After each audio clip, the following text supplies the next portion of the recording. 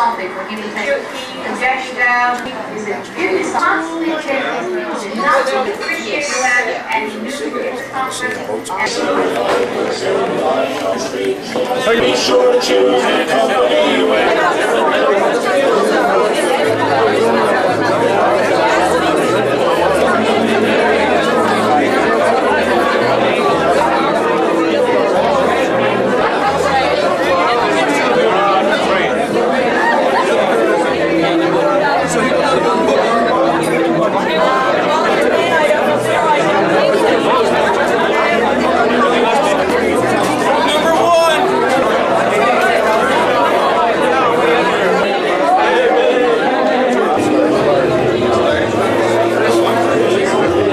I got a head, so I just goes right down.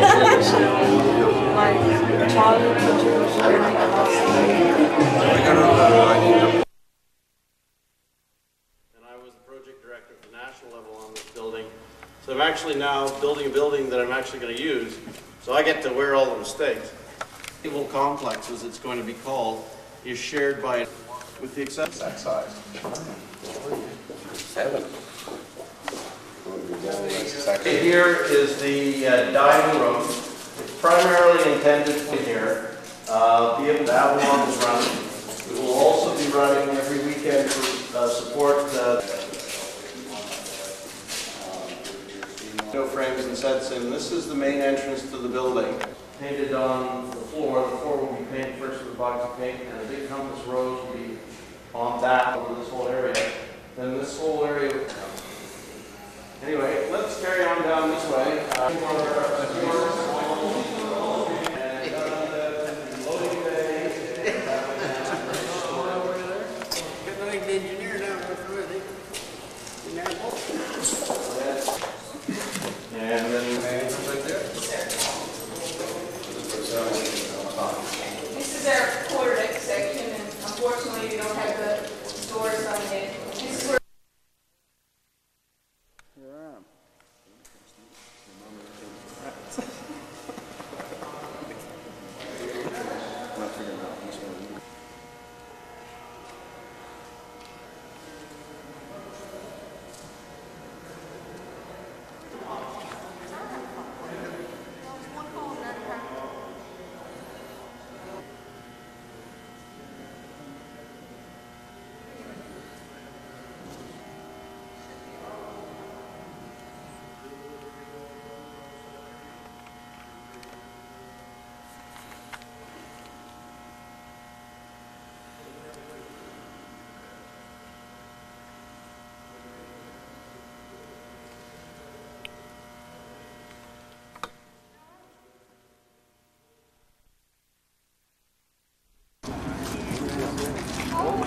trying to make it back okay.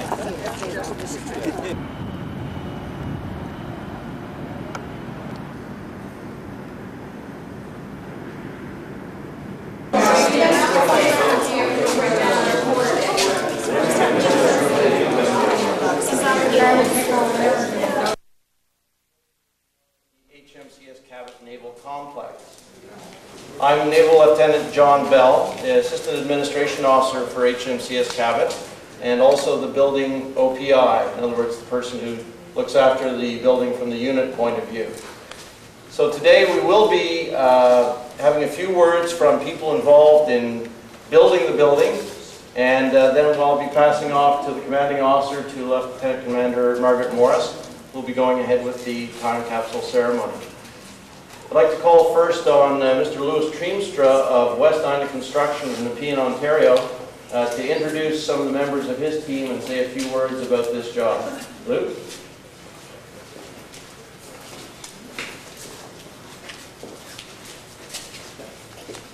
It's been an absolutely delightful experience to be building this building in St. John's. We started on the project a year ago this September, and that included the start of the design with the unit operators. And what you see today is what we call being on our last phase, the last push to get it to completion, so that we can hand this building over to you in November to 100% complete. We've had a great deal of pleasure in designing this building. I'm a sailor myself, It means a lot to me to be involved in a project like this with the Navy. It's our second one. We also had the privilege of doing HMCS Star in Hamilton with the same design-build team. Part of that team is with us today because the building was at a crucial stage so that the designers could have a good close look at it before all of the piping and the ductwork and so on was installed and hidden behind sealants. And in that regard, we've have with us today Ewan Mergerson, who's the electrical engineer representing the firm of Clement Large and Patterson, the electrical mechanical consultants. And we have with us the architect, project architect, who is responsible for most of what you see today, and it'll look even better, as I say, in a few months. And that's Gord Lennox from the firm of Griffiths, Lennox and Cook, setting up against the wall. Gord has personally been extremely involved in making sure that all of the details that are needed for this building are incorporated. And I hope to see all of you here in November when we have the official opening. I'd like to now introduce the construction manager for the project, because Westinda is located in Nepean, Ontario, near Ottawa. And in order to facilitate the progress in Newfoundland and work as much as we can with the local industry, we created an alliance between the local firm of Project Management Services Incorporated, and that's Mr. Bradley Green. And he'll tell you a little bit how the project is being put together on the site. Brad, thank you very much. Well, thank you, Lou, and I certainly would like to echo the comments about feeling very privileged to be involved in this project with the Navy. It's been exciting from day one, and I have to commend John and all of his staff and the other people involved in the project from Public Works Canada for their professionalism and their cooperation in carrying out this work. I'd like to also express the gratitude and express my gratitude towards the subcontractors, the Newfoundland contractors involved on this project. Certainly Westinda is the key lead contractor, design build contractor, but we also have a great number of Newfoundland firms proud to be involved in this project, and I'm sure not all of them are represented here today, but they're happy to be involved, and I'm happy that they've given us the assistance they've given us so far to get as far as we have. We also have here today a couple of my key staff members who were instrumental in getting this project as far as it has under some very difficult circumstances and some certainly unplanned site conditions that we had to deal with at the start of the project. And that is John Ryan, who is here. Where are you, John? John Ryan is the project superintendent. John is over there, and right beside him is our quality and safety manager, and that's Gordon Young, and he's the guy who primarily has been riding herd on making sure that this project is built exactly the way it should be. So with that, I just want to say thanks very much. It's a privilege to be here today, and nice to meet you all. John? I'm sure to many of you I don't need to introduce the next speaker, Lieutenant Commander Margaret Morris, Commanding Officer, HMCS Cabot. Okay, thanks very much. I'm delighted to see such a great turnout today, so many friends of Cabot. And what I'm going to do now is explain each of the items as they go into the time capsule. And then Lieutenant Penny, our recruiting officer from the unit, will be packing the time capsule. We did a test run earlier this morning. It all fit. However, since then, there's been a few additional items added. So we'll do our best to get it all in there. The first thing is a volleyball jersey. Back in the late 70s, early 80s, Cabot had a girls volleyball team in the City League. It was a very spirited team. They had a lot of dedicated supporters who made a point of every Sunday night cheering on the volleyball team. So Brenda Long has been generous enough to donate her cherished volleyball jersey to this time capsule. So it'll go right in the bottom. And get it way down there, because otherwise a lot more stuff to go in there.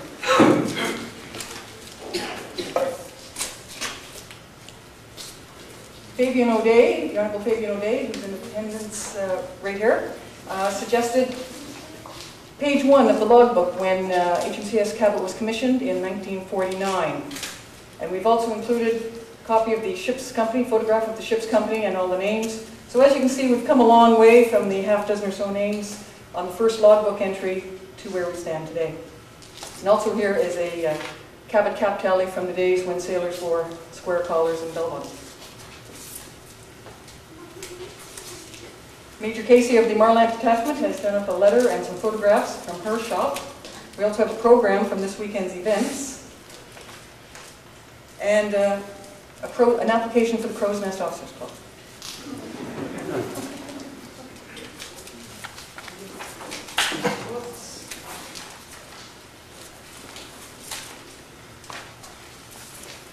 Last weekend we had a Wren reunion, and we've included a souvenir booklet from that Wren reunion. The Wren reunion was organized by Lieutenant Commander Rosemary Barron. The souvenir booklet was put together by Commander Yvonne Heptich with a lot of help from Lieutenant Shannon Lewis. They did a fine job. That'll be going in there as well. The Naval Officers Association has included a program from their last annual conference. We've also got a program from the Battle of Atlantic Church Service last May. Also, one member of our ship's company, Master Seaman Pat Nowaczynski, is getting married today, and he couldn't make it.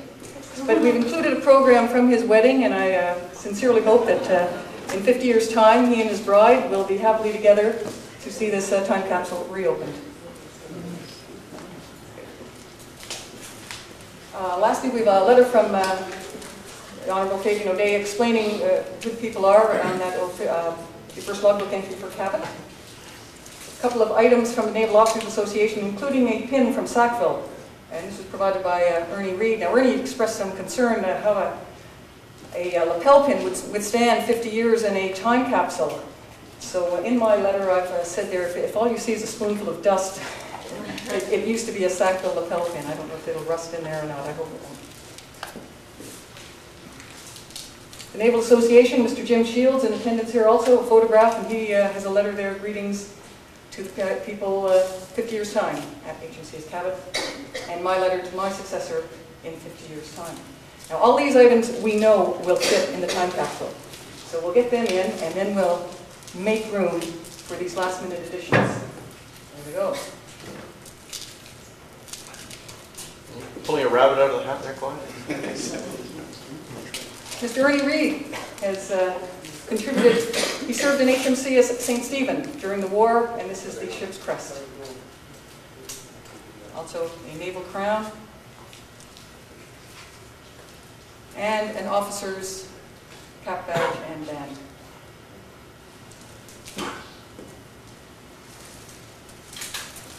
Lastly, a tie from the Crow's Nest. It's looking good here. I think it's all going to fit. And right on top of that, a pocket. Have we forgotten anything? The table's clear. I think so.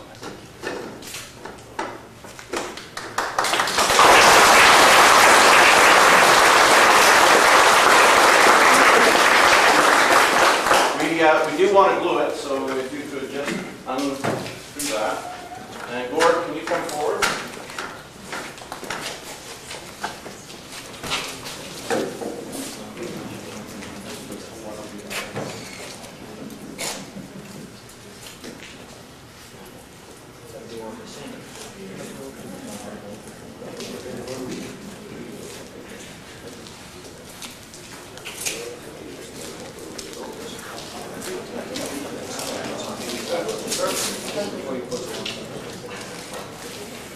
From our formation sheet.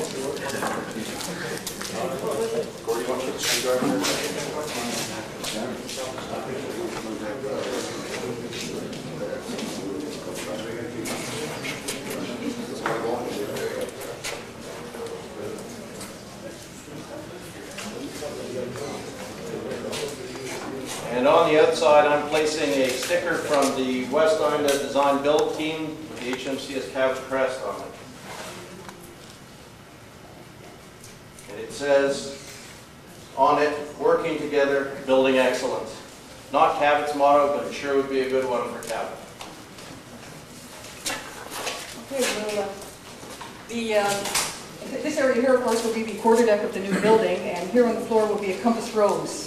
And right in the middle of the compass rose is where this time capsule will be. So I'll take the top off here, and I'll ask the Honourable Fabian O'Day to give us a hand in actually inserting the time capsule.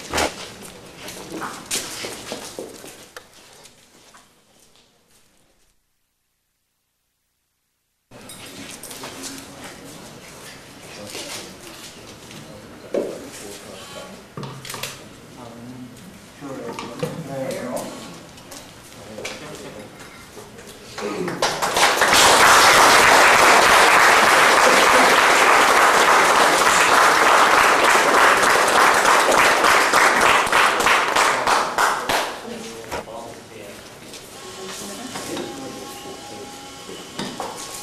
I'd like to introduce the Honourable Fabian O'Day, who's been gracious to act as the patron of our 50th anniversary year, and he'll be telling us about that first logbook entry. I've been asked to explain a few items in the page 1 of the logbook of the 22nd of September 1949. There was nothing in the terms of confederation about the Navy. There was, you will recall, about the establishment of a regiment in Newfoundland. But they didn't need to, did they, to say anything about the Navy. That was a foregone conclusion. So the minute Confederation occurred, Avalon was established as CanCon New up in the Buckmaster's Field. The naval premises were mainly down in at the waterfront, not as elaborate, obviously, as this, but the Avalon had a commander in charge, or had a commander in charge for some years until the Army sent in a brigadier general.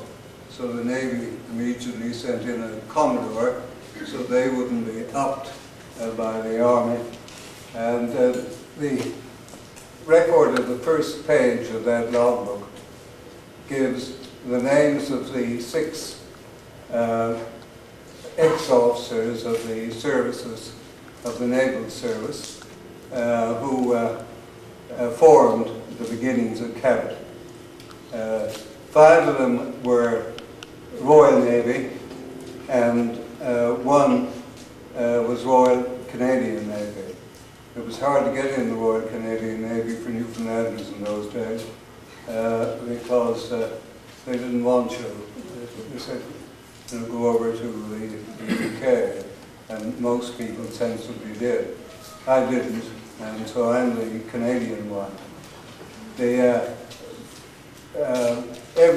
Well, many people here certainly will remember the lads who formed the first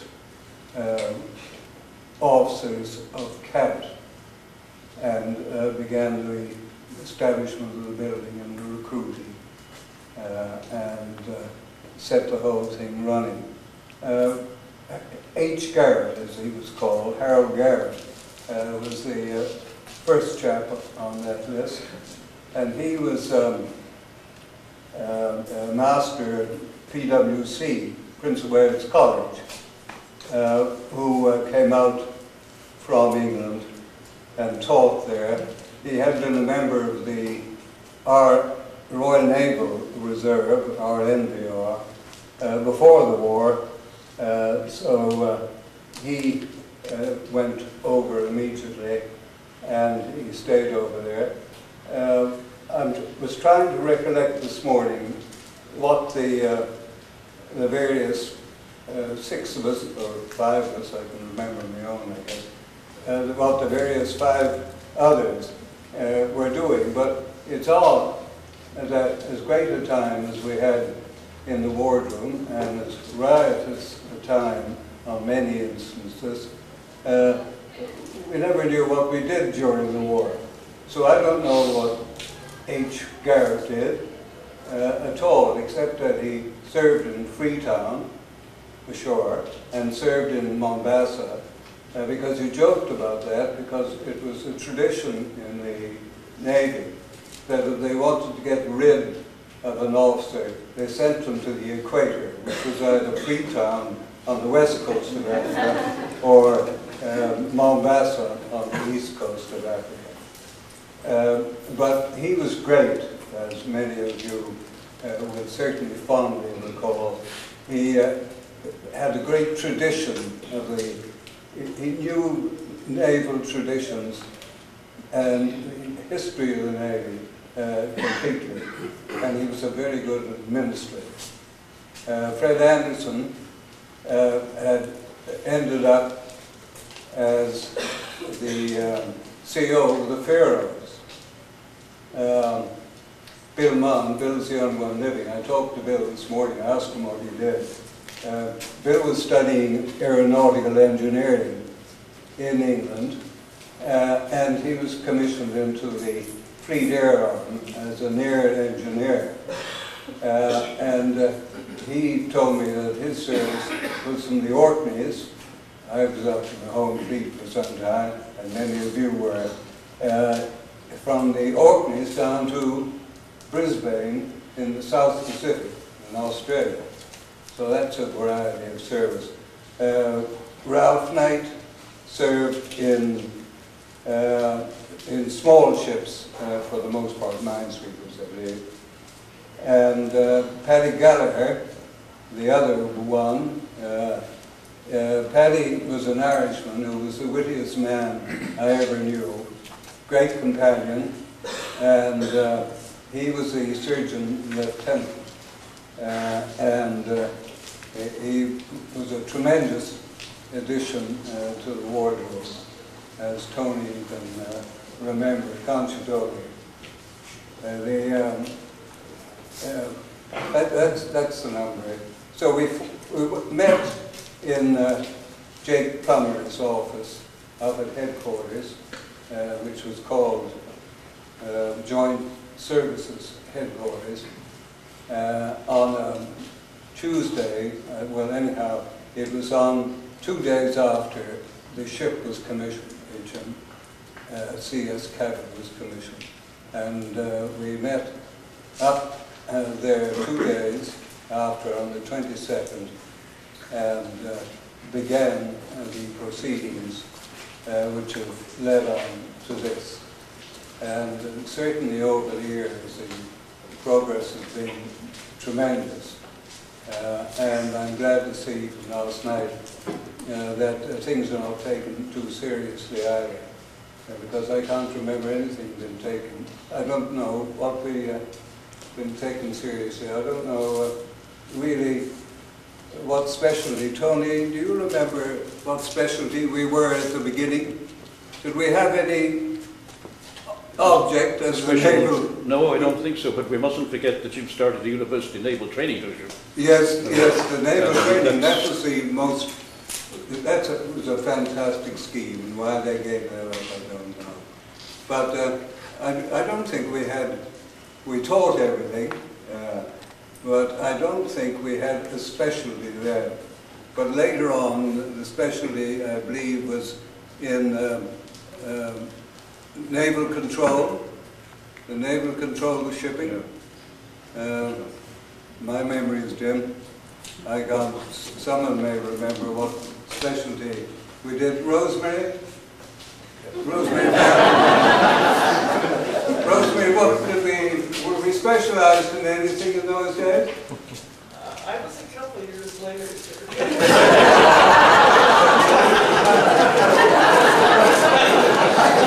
I've already mentioned that in the beginning that we didn't know what we were doing, but headquarters hadn't told us what we were doing. But I don't know what we were doing we'll say 20 years after I left.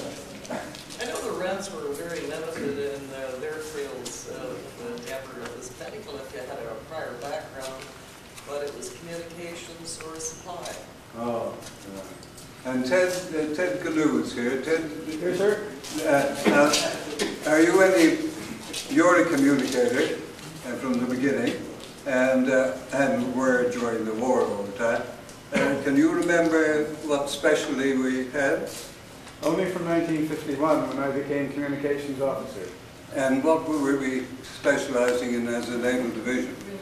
The division itself, yes, as just stated, I think, supply, medical, communications, seamanship training, and that's about as far as I can go with it, sir. No specialty then? They're all special, sir. They're all special. Indeed. No. But the headquarters likes to have something, though they never tell you what they have in mind. But in any case, these were all enjoyable years, and it's astounding to see how well things have progressed, and to get to this modest building after 50 years must require a great deal of GNP in Canada's budgeting system. Thank you very much, Margaret, for asking me to give something about the early history as best as I can remember.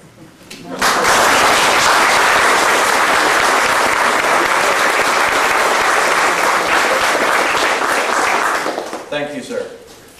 And for those of you who don't know, of course, there are specialized roles in the Naval Reserve today. The Naval Reserve trains in buildings like this across the country, 24 Naval Reserve divisions, to man the 12 maritime coastal defense vessels, for naval control of shipping units, for harbor defense units, and for general augmentation of the fleet as required. This building that you see here will be, the unit will be moving in the 1st of November, and the formal opening ceremony will be later this fall or early in the new year. We still have to fix the date for that, but we're sincerely hoping for later this fall so that it can occur during the 50th anniversary year for HMCS Cabot. That brings to an end our ceremonies here today. Sorry? Okay, the Padre's going to say a few words, and then we will terminate the ceremonies. For those of you who haven't done tours, there are people available to take you on tours afterwards, and I would also like to see some of the members of the project team, and perhaps you, ma'am, afterwards, just for a little interview with NTV.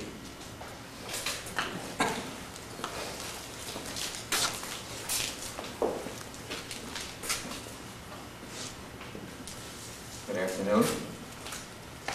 I want to begin this portion of our ceremony with a reading from the Bible.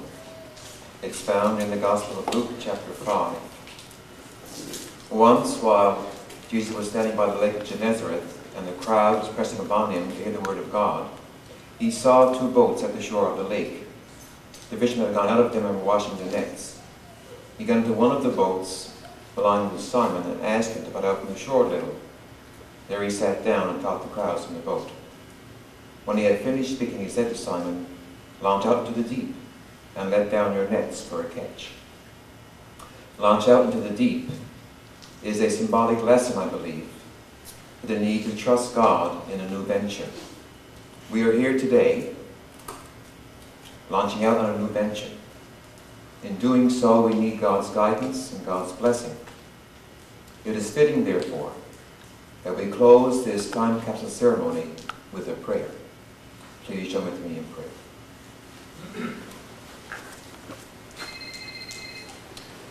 Gracious God, as we launch out on this new venture, we look back and give thanks for the proud heritage in which we stand. We look forward with the vision of passing on to future generations a legacy that they can maintain, learn from, and be proud of. So we ask for your guidance and blessing. Bless, O God, what this time capsule symbolizes. It is symbolic of our history.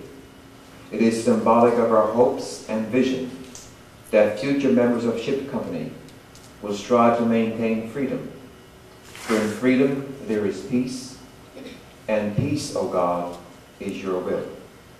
Now, may your peace, blessing, and grace be with us all. Amen. Amen.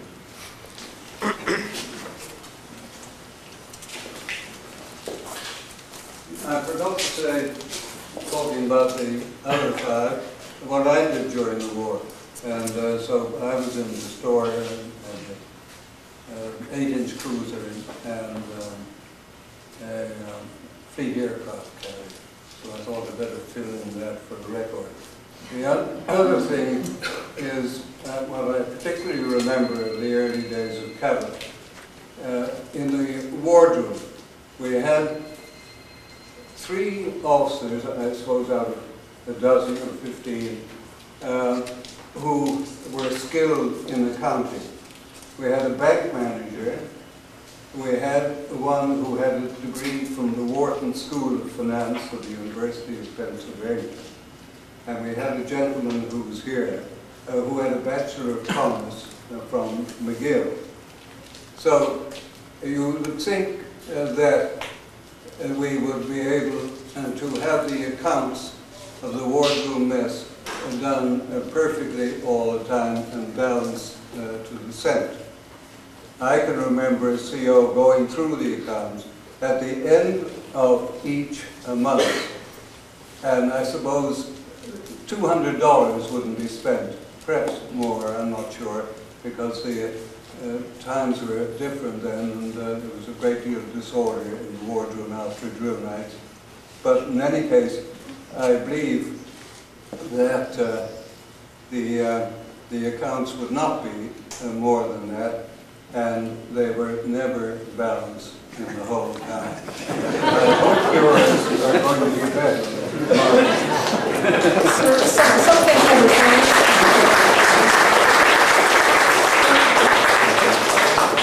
Counting and NPF, as we call it these days, is still a problem. Thank you very, very much for taking the time to be a part of this ceremony today. Again, enjoy having a look at this new building. I hope to see you on board HMCS Ville Quebec this afternoon from 2 till 4. We have a reception, and later tonight, of course, a dance at CFS St. John's. Thank you again.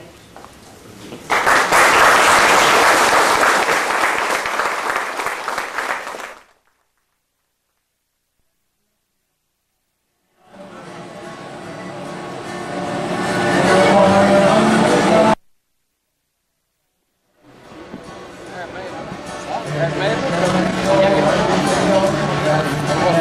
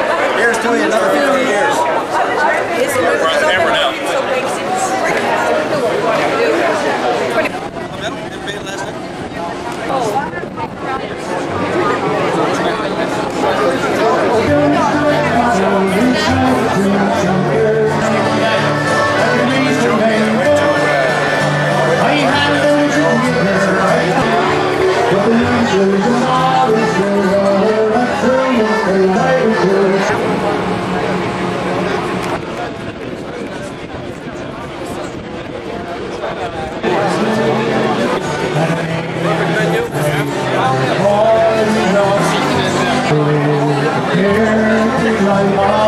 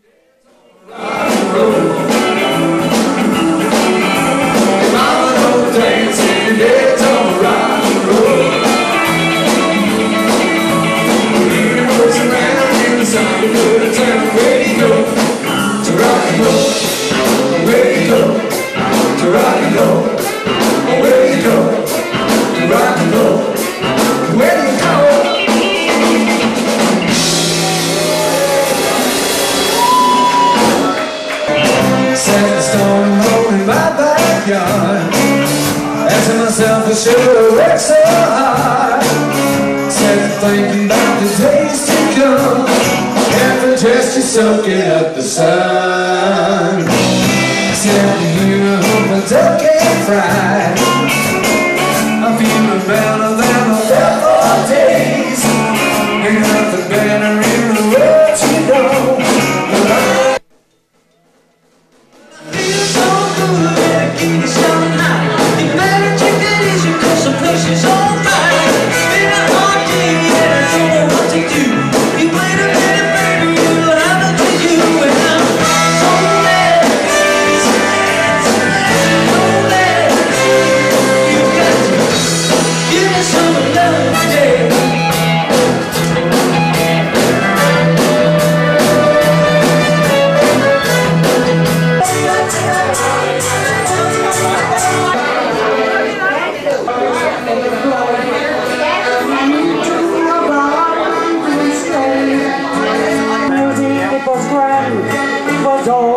Mrs. Ben says I will have some fun tonight. I mean, perhaps Newfoundland and Cabot. And Elaine special we cannot build our dreams on suspicious mind. Hello, friend, I know here we come again. I've been where I've been.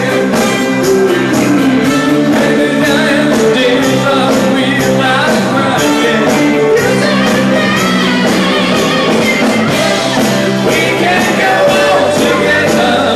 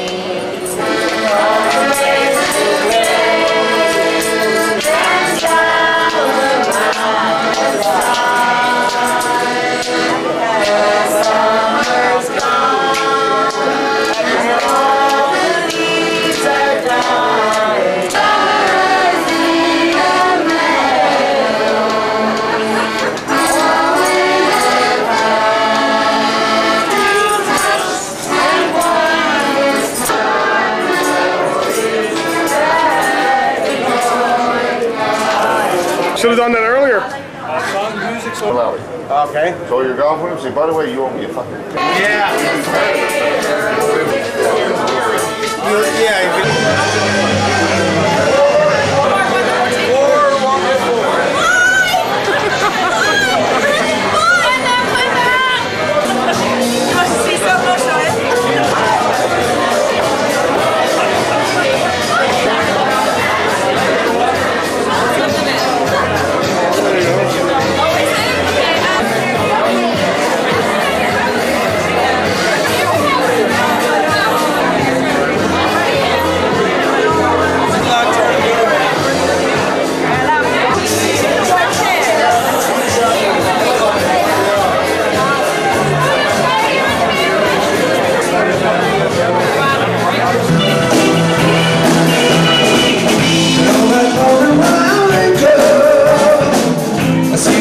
Inside a cloud, see your smile inside a window, hear your voice inside a crowd.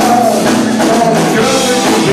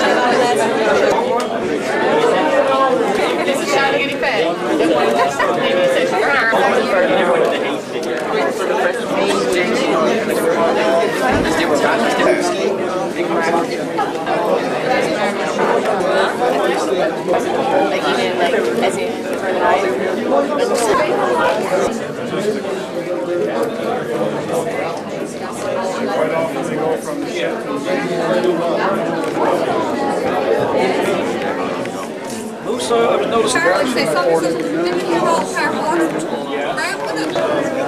me get rid of that for you. And the Yags come in, they have these uniforms. They're really, I mean, and well, to be honest, since the base battle was started, they switched to ground. Takes a lot of, so Vector's not over in the Bye.